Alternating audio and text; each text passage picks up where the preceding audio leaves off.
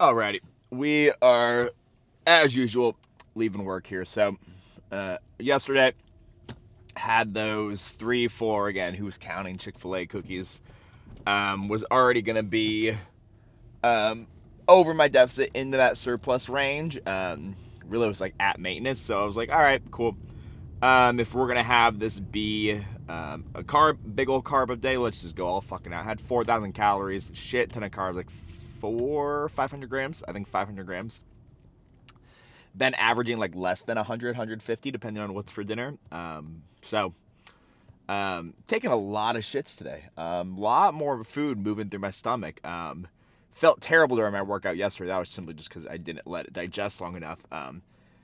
But I have been so fucking lethargic today. Like felt like shit, extra tired, had an extra 200 milligrams, no, just an extra 100 milligrams of caffeine, just one extra pill. Been loading up on the fucking nicotine pouches, just trying to get the stimulants to get through the day. So that was a good little reminder, because, like, shit. Gave myself that little reward. I'm like, fuck, and then completely realized that I still have no self control. And I feel like shit the next day. So there's my little reminder that, hey, I will probably have even less cravings now because I don't want to feel like this again. So that's all good. But topic for today, what I wanted to talk about was I think people need to train more stupid. I really truly believe that just training fucking stupid sometimes, or for some people, like most of the time, can be really fucking beneficial. And I hate to say it because, like, I want to tell my athletes to not train stupid and to do what I say and, hey, follow the program. But also, nah, I really do want them to train fucking stupid sometimes. So, the whole, like, big idea behind all this is that I truly believe that any coach who believes that they have the formula to a perfectly periodized approach, and they believe that they can truly have a predetermined outcome that this athlete will hit these numbers on this date. I believe that is extremely hubristic. I believe that is extremely egotistical, and it's just not fucking the case. I think I've talked about this before, but periodization, like the extremely in-depth Russian periodization, that worked really well for Soviet Russia, because again, they had such a large populace. They were communists. They could just tell you to do things, or you would get hung and killed. And they had state-sponsored doping. All of that makes it like super, super perfect place to then be running this giant organization where you can, again, just like throw enough kids at it, something's going to work with someone. So we look at periodization, like, we are not that. Very, very, very, very few coaches actually work with professional weightlifters, actually work with athletes who their entire job is just to train all day. Like, hell, even in the fucking US, especially weightlifters, that their only job is not training. They then also have their obligations to their sponsors. Their obligations to, if it's USAW, to USAW to show up for events if they're on the stipends.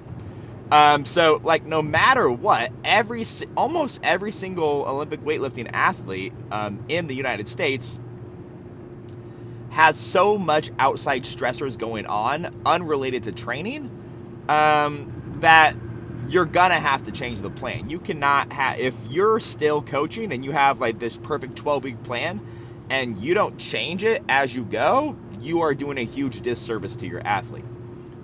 Like, have a plan, have an idea of where you're starting, where you want to go, and have an idea for an endpoint. But you need to be able to change that on the fly. So training stupid, I have all my athletes, I give them this 10 or 5% plus or minus range for their auto regulation. So below average, take off 5%, average, do what I row, above average, add 5%. And then there is the place in there to go drop it negative 10% or drop it 10% if you're just feeling that shitty. or increase it 10% if you're just on top of the fucking world. And what that does is it allows the body and the athlete to actually do what they are capable of that day. Because we have probably all been in a situation when we're Saturday morning, we are hungover, it's time to train, we feel like shit, we didn't sleep, and we hit a fucking PR. Like, how the fuck can your 12-week periodization model describe that? Because for all you see, like, that shouldn't happen. For everything that exercise science tells us, that doesn't make sense. So really, if you're at a 12-week program, you're really looking like, hey, in 12 weeks, we are hitting this one single max out point. Maybe you test at the end every 4 weeks, and you have 3 points to max out. So you're saying those 9 weeks in between all that, this is just a development. Like, I don't want my athlete to go any heavier than these percentages. They have to hit these.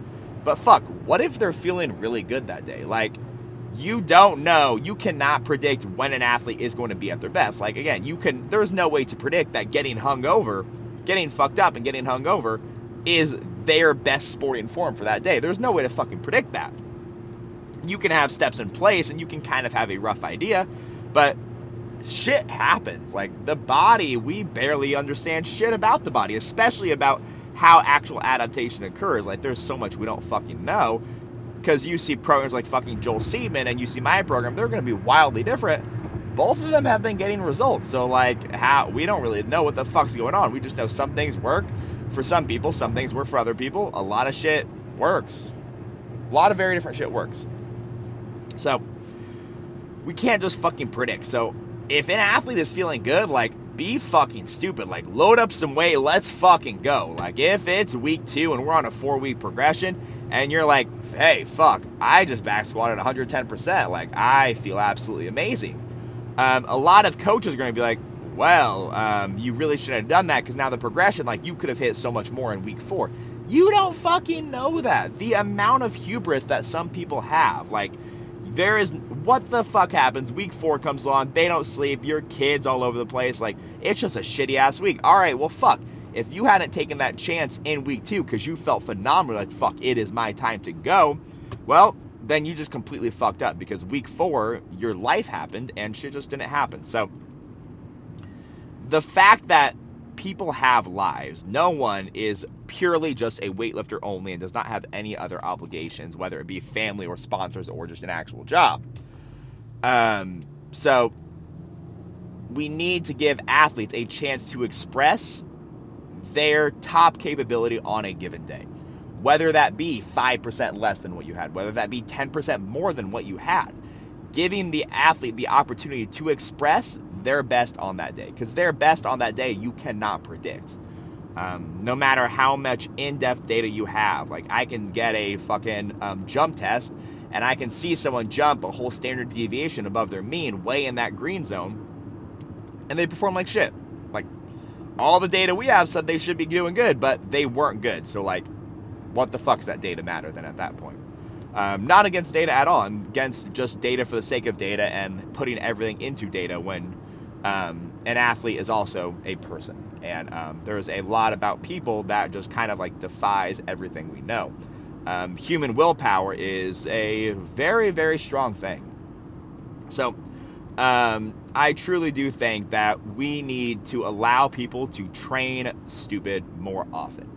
And that is kind of a skill. Like, you're going to have athletes who want to live and die by your spreadsheet.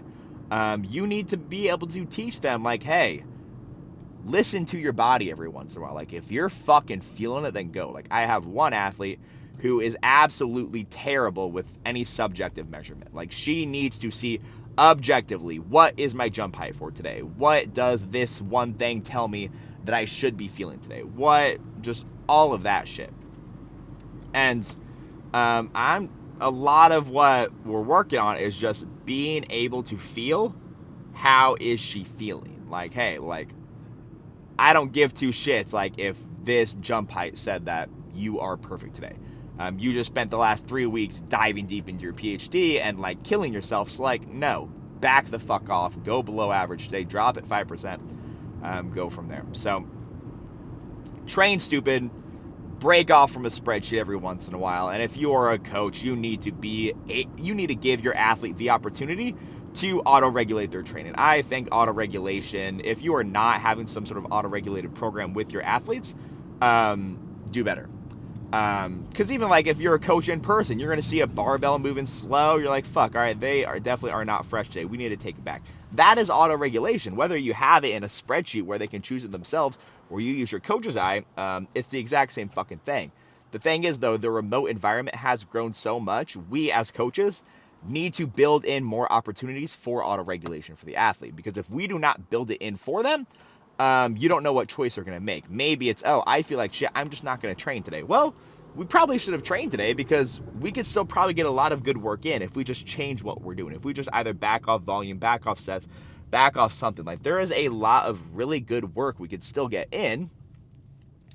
It's just a matter of you have to give your athlete the guidelines, the rails, the fucking bumpers on bowling to know, teach them how to make those decisions, teach them what they're feeling, and really how to go from there. So that's where we're at. Got to stop at the gas station. Need some more stimulants to help me keep getting through this cut. I got blood work to do tomorrow.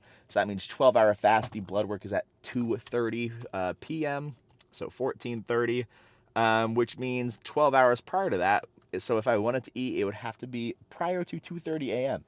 And I'm not going to get up in the middle of the night to eat. So that means dinner tonight, and then I'm not eating until after blood work tomorrow. Then hop on the bike, get my cardio in. So gonna need more stimulants to go get that. So got to go run into the gas station. Moral of the story, train stupid. Give your athletes, or if you are an athlete, do some auto-regulation. Get some boundaries. Go in between that. Go how off you're feeling. But also just don't listen to your feelings all the time. Sometimes you are just being a bitch. And that's why you need a coach. That's that fine line. Are you being a bitch, or do you actually need to step back? Are you being way too stupid and just maxing out every day? Or are you actually like, fuck it, I feel good, let's fucking send it? That's what's coaching for. Talk to y'all later.